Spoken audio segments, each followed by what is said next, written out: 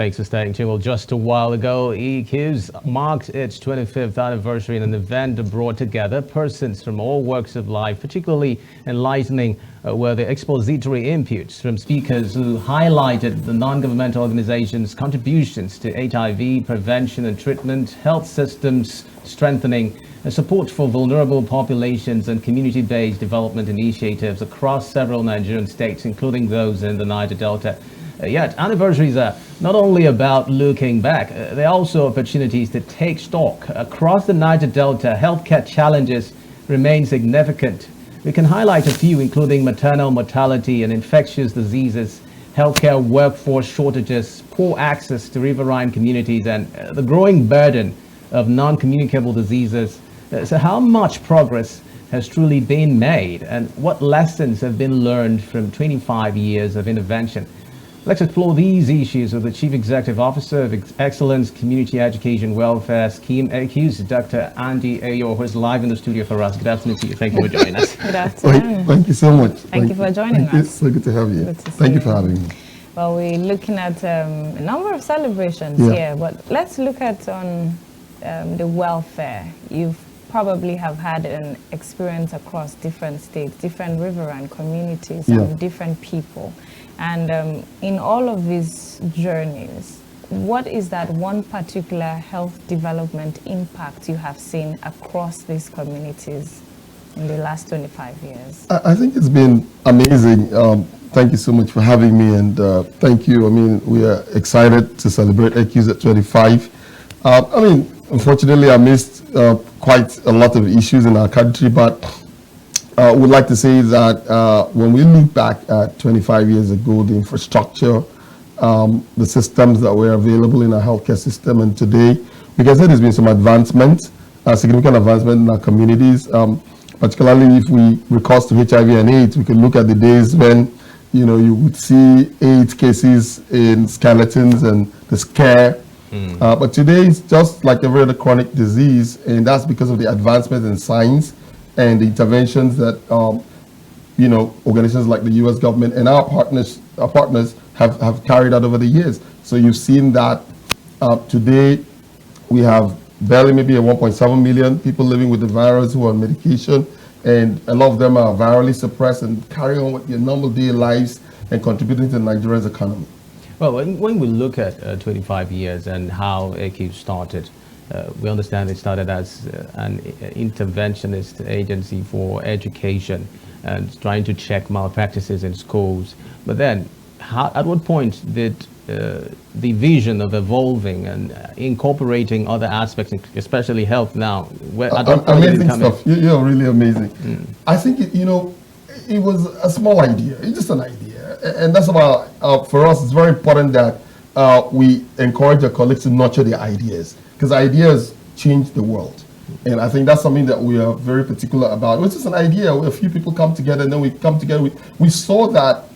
I mean, I'm excited to see you lead today in this studio with the expertise, and that's recourse to quality education. And we saw that the number of our people over the years, because of the sheer breadth of exam malpractice at the time, and still unfortunately still happens about now, that we're going to have a creed of unemployable youths. And it was such a huge body, because I came from, I was a federal government college, even with my colleagues and classmates, we'll compete, my friends. I'll compete with my best friend. But we weren't seeing that. It was just off the picture.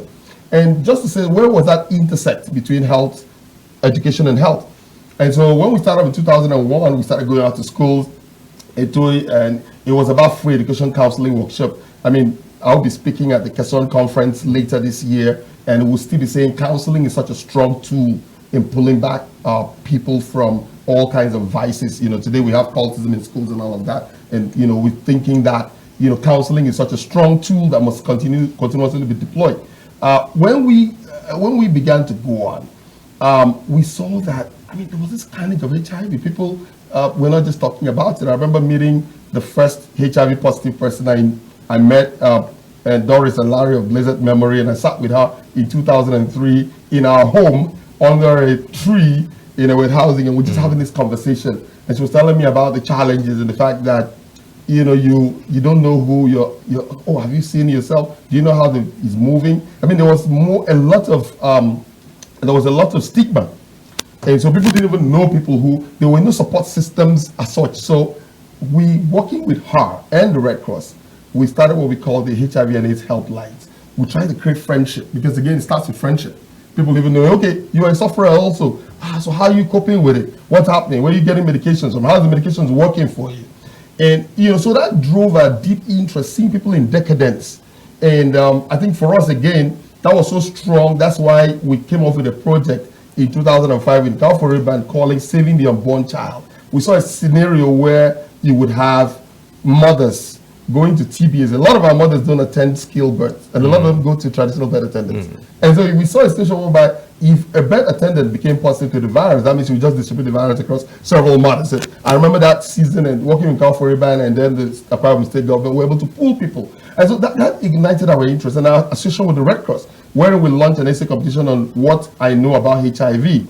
I think for us, we now began to see that there was a strong intersection between education and health in the context of health education. And so it came on as a strong health education, but community sensitization approaches, which today, well, fortunately has evolved into a huge clinical treatment program, which continues to support over 300,000 people living with HIV across the country. Oh, well, that's a huge number. And beyond the data and the projects which you've carried out over the years, are there still gaps, and where are those gaps? No, the gaps remain. I mean, today is staring us in the face blatantly, and it's funding. The U.S. government, as of last year, you know, the U.S. government has funded programs in Nigeria for over 20 years. And I mean, I would say maybe probably $500 million expended in Nigeria every other year from the U.S. government through PEPFAR programs, and, you know, supporting for drugs, supporting for science, supporting for ensuring that supply chains work, monitoring and evaluation is carried out. But today there's that transitioning wherein they sign an agreement with the Nigerian states to say, you know what, over the next 5 years you're going to bring in $3 billion, and we're going to put in $2 billion. And I think that, I mean, I'm happy the government, I was with the ministers, we have a fantastic federal minister for health, in the person of Mohammed Pati. And I think that has led to some growth that we can really, really say some things can work. But again, we think those releases have to happen. We think the resources have to come.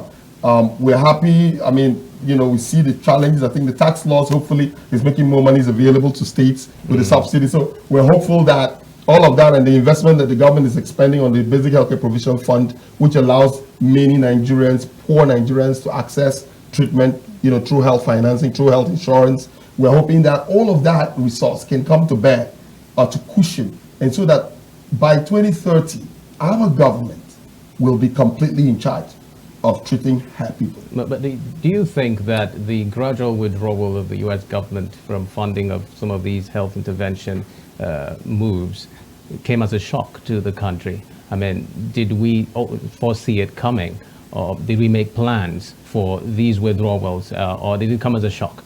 Well, no, I wouldn't say so, because, you know, transitioning and sustainability has been something over the last 15 years, I would say, because we've been in intervention for quite a while. We started, like you say, in 2003. By 2007, we became implementing partners with the U.S. Centers for Disease Control and Prevention, and that scaled a lot of the work that we're doing in terms of the HIV and AIDS program. We would say from as way back 2010, 2011, 2012, sustainability had become very heavy. Many times the U.S. government signed those agreements, but I think, you know, I think people always never believed that it would come to that time. But I think today we can say, with the current president in the White House, you know, he's very clear about things he wants to do. And last year we experienced sort of like a mini shutdown, and then we know that even though it's restarted, the government now knows. And I think we know His Excellency the President is taking things more seriously. I think we got about $200 million US, which was put in to the war against HIV, part of sustainability. We're thinking that, I mean, beyond HIV, other infectious diseases, you know, tuberculosis, malaria, non-infectious diseases, and I mean, integrated healthcare, which is what we're talking about today, not just in the context of HIV. Well, looking forward now, and the work that ECEWS does, and the future prospects regarding this work, You think that you can still cover more ground in terms of continuing the kind of interventions that you do, especially in health? And when you look at the Niger Delta, the way it's structured, what can make that work more robust, and what can make other like minds like yours want to invest in the health sector and also contribute your quota? I think we can see a little bit of the future with some of what we're seeing now. Private sector engagement, attempting to actually have the government have that holistic context. Today, with Renaissance Africa, formerly Shell, we are providing health insurance in Akukuturu in Rivers, at the heart of community where, and Degema and all of that, about 2,500 folks on the health insurance. We thank them for providing resources for us to put those guys. And then the community people are coming up to invest their resources. So over 400 of the people on the health insurance are paid for by other people in the community who have resources. So basically the future is ownership of the problem. And I think ownership starts with the government, which has begun. And another ownership is with our private sector engagement, making people come, because in the long run, everybody can contribute to ensuring Nigeria hits the $1 trillion economy. It's going to be a knowledge economy if we do not pool our people and ensure that each of them are as productive as they can be. And if health is a problem, if they come down with a bout of malaria, they don't produce as much resources. If they come down with a bout with TB, then they're going to be away for 6 months or more on medication. You see, so you connect the dots between health and economics. And I think that's something that as a government, we need to do. And we as a people are looking at the future. How do we bring innovation and AI into the work? And we're doing that today through AI-enabled processes. We've actually invested significantly in renewable energy. Last 2 months, we installed 100 kVA solar infrastructure in NIMA. NIMA is the Nigerian Institute of Medical Research in Yaba, Lagos, which is like the frontline health research. So now that we're preparing for a potential possible Ebola these are institutions that has to be strengthened, and we provide that system for them. We're providing large-scale, all-in-one computers across board. We provide maybe over 1,000 of those to several hospitals across our country. I think the big picture there is preparing for all of these challenges. We need to invest in all of this, and we need to see the economics around it. The government needs to know that it's an investment for the future. If you put down this $2 billion, if you put down more, you're going to make it from taxes. We must grow our tax to GDP ratio. Well, Nigerians oftentimes, when we talk of contributing to a cause, we think of money.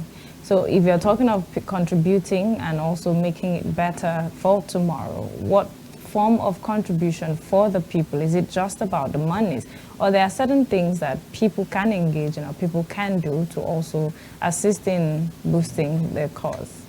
I think the first thing we've got to say is the health-seeking behavior of people has to improve. If you're not feeling well, go to the hospital. Don't go to the nearby chemist and get some funny medication. If you go bad, the country goes bad. Everybody is a stakeholder in the Nigerian project. That is how we view it.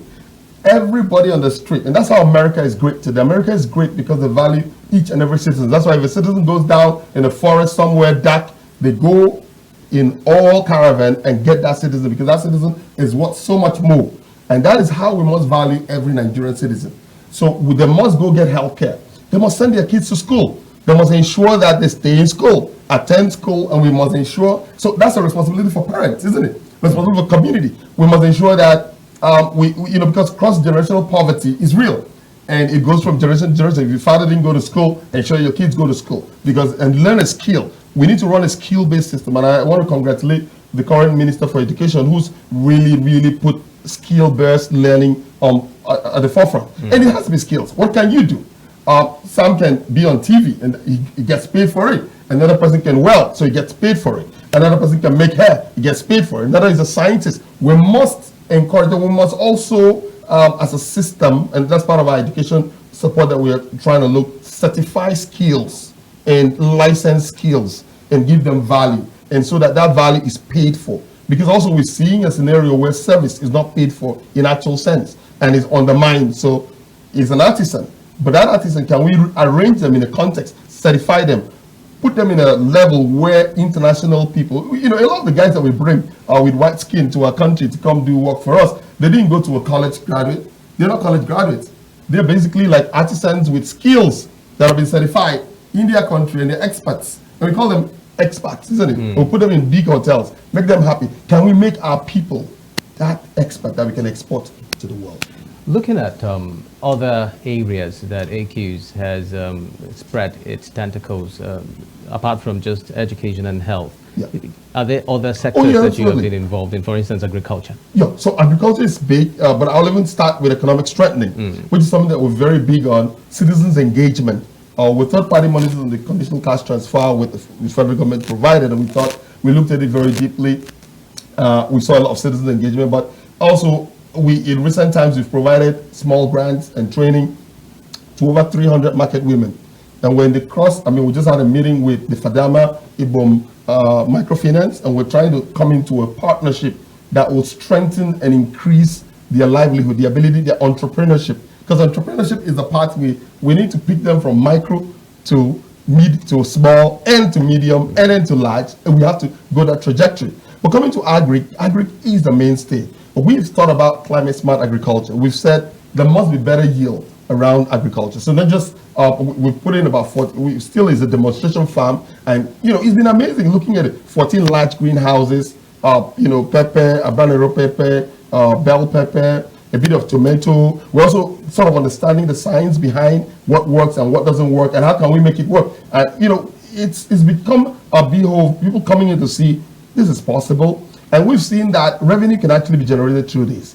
And we're thinking about encouraging the government and working with the government to see how we can strengthen all the greenhouse programs across the states and across the country. Because in the Niger Delta region, we must go there.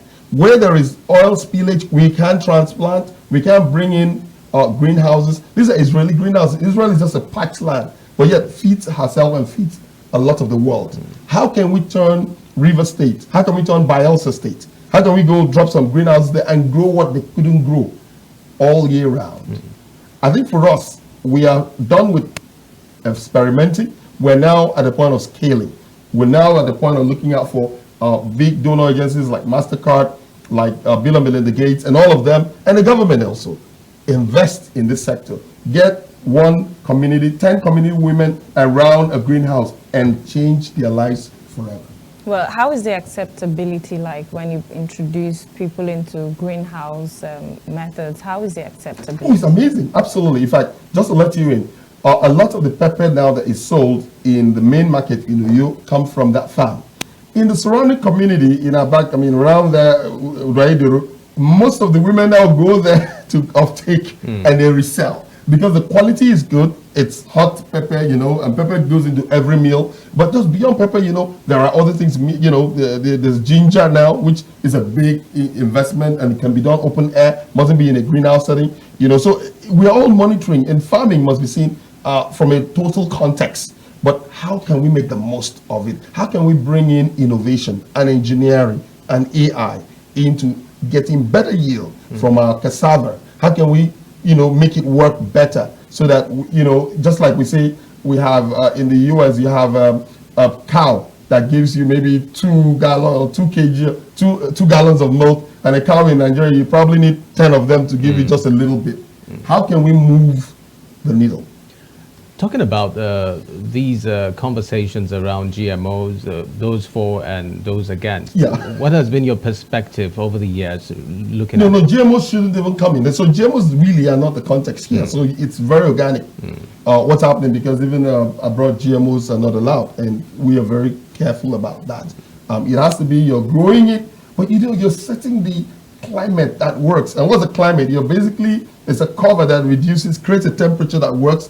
It controls the amount of irrigation water that gets to the plant. So the plant gets exactly the quality of water it needs, not more, not less. You see, you're controlling many things. That's why it's a climate-controlled farming.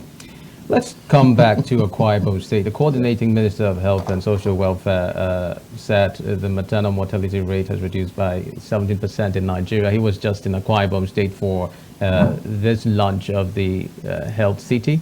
And it's quite a defining moment and significant for Akwa Ibom State. How did you appraise that visit and, of course, the facility that is ongoing in Ikano? I think it's massive. It is absolutely massive.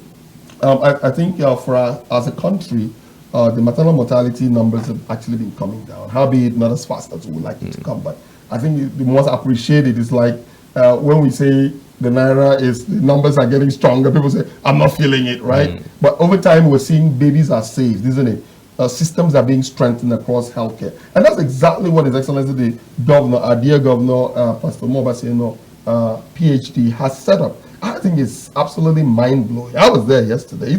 It's absolutely mind-boggling. I think it's a revolution in our healthcare sector because when we look at the various plans that have been set up and the infrastructure that is currently being developed, then we can see the future. We can see, tourism in healthcare reducing because you really don't need to go too far if you can get what you need here. We spent $2 billion on health tourism annually in Nigeria. So we're seeing a situation whereby if that hospital comes to bear, and I think I can count on His Excellency to get it done, I think it's going to first bring premium quality here. It's going to attract folks within the West African sub-region. So we're going to see people come from Ghana to come stay here and enjoy while having access to healthcare. We do that. I mean, I used to attend a clinic in London, and you spend money when you go out there, isn't it? I mean, you have to stay in a hotel, you pay a lot of money for the hotel, and then you transport, you pay for the service. It's expensive. We're going to see that kind of relationship happen right here in our Akwa. But also, I mean, yesterday we also saw the airport hospital, which I thought was really nice. With the PHCs, like the minister they said, the PHCs look like cottage hospitals. I think His Excellency's idea is very strong. I think what also I like about it is hiring healthcare workers. Because without the people, the work can't happen. That's the truth. And training. And what I saw there is that they're planning to train people on how to use the various equipment. I think about 100 of them being trained. And so without training, human capacity development is cornerstone to healthcare survival. If we have to keep providing the service, the demand would rise, but what about the supply end? We're getting a lot of doctors leaving our country. The next thing we need to think about is coming through with a different salary regime for our medical providers, the doctors and all of them. Well, we've had to see 25 years, let's say now, done and dusted. The next years ahead, what should we be looking forward to? I think we should be thinking about what kind of organizations must we be in 2030 to solve problems. What kind of problems will exist in 2030, in 2035?